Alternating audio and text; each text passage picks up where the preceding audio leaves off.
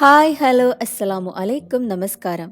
ഇന്ന് ഞാനിവിടെ തനി നാടൻ രീതിയിൽ കുരുമുളകിട്ട് വരട്ടിയ കൂന്തളിൻ്റെ റെസിപ്പി ആയിട്ടാണ് വന്നിട്ടുള്ളത്. കൂന്തൾ കട്ട് ചെയ്യാൻ അറിയില്ല എന്നുണ്ടെങ്കിൽ ഇതിനു മുന്നേ ഞാനൊരു കൂന്തൾ റോസ്റ്റിൻ്റെ റെസിപ്പി ഇട്ടിരുന്നു. ആ വീഡിയോയിൽ തന്നെ കൂന്തൾ എങ്ങനെയാണ് കട്ട് ചെയ്യുക എന്നുള്ളത് കാണിക്കുന്നുണ്ട്. അതൊന്ന് കണ്ടു നോക്കാം. എന്നാൽ ഇനി റെസിപ്പിയിലോട്ട് പോവാം. അതിനായിട്ട് ഞാനിവിടെ ഒരു മൺചട്ടി അടുപ്പത്ത് വെച്ചിട്ടുണ്ട്. ഇതിലേക്ക് ഒരു 2 ടേബിൾ സ്പൂൺ ഓയിൽ ഒഴിച്ചു കൊടുക്കാം. ഞാനിതിൽ വെളിച്ചെണ്ണയാണ് ഒഴിച്ചു കൊടുത്തിട്ടുള്ളത്. നാടൻ കറികൾക്കൊക്കെ വെളിച്ചെണ്ണയാണ് ഏറ്റവും നല്ലത്. എണ്ണ ചൂടായിട്ടുണ്ട്. ഇനി ഇതിലേക്ക് 2 മീഡിയം സൈസിലുള്ള ഉള്ളി ചെറുതായിട്ട് അരിഞ്ഞത് ചേർത്ത് കൊടുക്കാം. എന്നിട്ട് നന്നായിട്ടൊന്ന് വഴറ്റിയെടുക്കാം.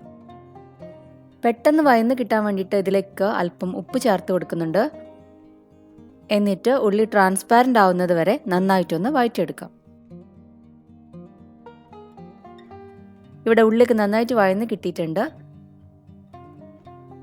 ഇനി ഇതിലേക്ക് 1 ടേബിൾ സ്പൂൺ ഇഞ്ചി വെളുത്തുള്ളി പേസ്റ്റ് ചേർത്ത് കൊടുക്കാം.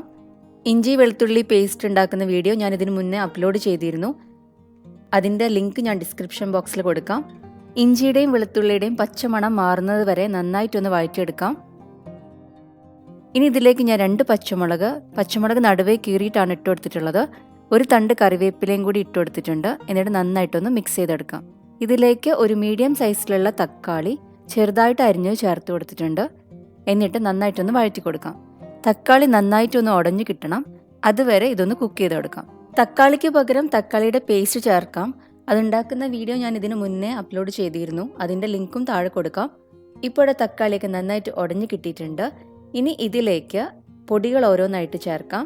ഞാനിവിടെ 2 ടീസ്പൂൺ മല്ലിപ്പൊടി, 1/2 ടീസ്പൂൺ മഞ്ഞൾപ്പൊടി, 1/2 ടീസ്പൂൺ കുരുമുളക് പൊടിയും കൂടി ചേർത്ത് കൊടുത്തിട്ടുണ്ട്. എരിവ് കൂടുതൽ വേണമെന്നുണ്ടെങ്കിൽ അതിനനുസരിച്ചിട്ട് ചേർത്ത് കൊടുക്കാം. ഞാനിവിടെ 1/2 ടീസ്പൂൺ ചേർത്ത് കൊടുത്തിട്ടുള്ളൂ.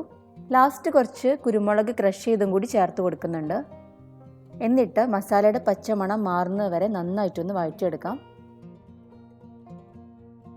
ഇനി ഇതിലേക്ക് ക്ലീൻ ചെയ്ത് റിങ്സ് ആക്കി കട്ട് ചെയ്ത് വെച്ചിട്ടുള്ള 300 ഗ്രാം കൂന്തൾ ചേർത്ത് കൊടുക്കുന്നുണ്ട്.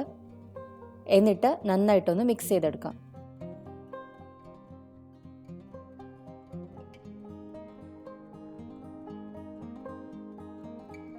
ഇതിലേക്ക് ഞാനൊരു 1/4 കപ്പ് വെള്ളം കൂടി ഒഴിച്ചിട്ട് നന്നായിട്ടൊന്ന് മിക്സ് ചെയ്ത് കൊടുക്കുന്നുണ്ട്. നിങ്ങളിപ്പോൾ നോൺ സ്റ്റിക്കിൻ്റെ പാനിലാണ് ആക്കുന്നതെന്നുണ്ടെങ്കിൽ വെള്ളം ഒഴിക്കേണ്ട ആവശ്യമൊന്നുമില്ല. ഇത് നമ്മൾ കുക്ക് ചെയ്യുന്ന സമയത്ത് ഈ കൂന്തലിൽ തന്നെ വെള്ളം ഇറങ്ങിക്കോളും. പക്ഷേ മൺചട്ടിയിലൊക്കെ ഉണ്ടാക്കുന്നതുകൊണ്ട് പെട്ടെന്ന് അടിയിൽ പിടിക്കാനുള്ള ചാൻസ് ഉണ്ട്. അതുകൊണ്ടാണ് ഞാൻ ഇതിലേക്ക് ഒരു 1/4 കപ്പ് വെള്ളം ഒഴിച്ച് കൊടുത്തിട്ടുള്ളത്. ഇനി ഇതിലേക്ക് ആവശ്യത്തിനുള്ള ഉപ്പ് ചേർത്ത് കൊടുക്കാം. എന്നിട്ട് നന്നായിട്ടൊന്ന് മിക്സ് ചെയ്തെടുക്കാം. ഉപ്പ് കൂടിപ്പോവരുത്. നമ്മൾ ഓൾറെഡി ഉള്ളി വഴറ്റുന്ന സമയത്ത് അല്പം ഉപ്പ് ചേർത്ത് കൊടുത്തിരുന്നു. അതിന് കണക്കാക്കിയിട്ട് വേണം ഉപ്പ് ചേർത്ത് കൊടുക്കാൻ. ഇനി ഇതൊന്ന് മൂടി വയ്ക്കാം. എന്നിട്ട് ലോ ഫ്ലെയിമിൽ ഒരു 10 to 15 മിനിറ്റ്സ് വരെ കുക്ക് ചെയ്തെടുക്കാം. ഇപ്പോൾ ഇതൊരു 10 മിനിറ്റ് കഴിഞ്ഞിട്ടുണ്ട്. ഒന്ന് തുറന്ന് നോക്കാം. കൂന്തളിൽ നിന്നൊക്കെ ആവശ്യത്തിന് വെള്ളം ഇറങ്ങിയിട്ടുണ്ട്.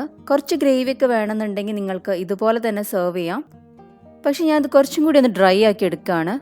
അതിന് വേണ്ടിയിട്ട് ഇത് ഞാൻ കുറച്ചൊന്ന് തീ കൂട്ടി കൊടുത്തിട്ട് ഒന്ന് വറ്റിച്ചെടുക്കുകയാണ്. ഇപ്പോൾ വെള്ളം ഓൾമോസ്റ്റ് ഒന്ന് വറ്റി കിട്ടിയിട്ടുണ്ട്. ഇതിലേക്ക് ഒരു 1/2 ടീസ്പൂൺ ചതച്ച കുരുമുളക് ചേർത്ത് കൊടുക്കാം. ഒരു 1/2 ടീസ്പൂൺ ഗരം മസാലപ്പൊടി ചേർത്ത് കൊടുക്കാം. ഒരു നുള്ള് ഉലുവ വറുത്ത് പൊടിച്ച് ചേർത്ത് കൊടുക്കുന്നുണ്ട്. ഇതിന് പകരം നിങ്ങൾക്ക് കസൂരി മേത്തി ചേർത്ത് കൊടുത്താലും മതി. എന്നിട്ട് നന്നായിട്ടൊന്ന് മിക്സ് ചെയ്തെടുക്കാം. ഇനി ഇതിലേക്ക് അല്പം മല്ലിയിലയും കൂടി ചേർക്കാം. ഇത്രയേ ഉള്ളൂ. നമ്മുടെ ഈസി ആയിട്ടുള്ള കൂന്തൽ വരട്ടിയത് റെഡി ആയിട്ടുണ്ട്. ഒരിക്കലെങ്കിലും ഇതൊന്ന് ട്രൈ ചെയ്ത് നോക്കൂ. നിങ്ങൾക്ക് തീർച്ചയായിട്ടും ഇഷ്ടമാവും. നിങ്ങളുടെ ഫീഡ്ബാക്ക്സ് അറിയിക്കാം. നിങ്ങൾക്ക് ഈ വീഡിയോ ഇഷ്ടമായിട്ടുണ്ടെങ്കിൽ ലൈക്ക് ചെയ്യാനും നിങ്ങളുടെ ഫ്രണ്ട്സിനും റിലേറ്റീവ്സിനും ഷെയർ ചെയ്യാനും മറക്കരുത്. നിങ്ങൾ ഈ ചാനൽ ആദ്യമായിട്ടാണ് കാണുന്നതെങ്കിൽ താഴെ കാണുന്ന റെഡ് സബ്സ്ക്രൈബ് ബട്ടൺ ഒന്ന് അമർത്തുക. അതിന് തൊട്ടടുത്തുള്ള ബെല്ലൈക്കൺ ഒന്ന് അമർത്തി അതിൽ ഓൾ എന്ന ഓപ്ഷൻ അടിച്ചു കഴിഞ്ഞാൽ ഞാൻ പുതിയ വീഡിയോസ് അപ്ലോഡ് ചെയ്യുന്ന സമയത്ത് നിങ്ങൾക്ക് നോട്ടിഫിക്കേഷൻസ് കിട്ടുന്നതായിരിക്കും. എല്ലാവരും ഒന്ന് സപ്പോർട്ട് ചെയ്യുക. Thanks for watching.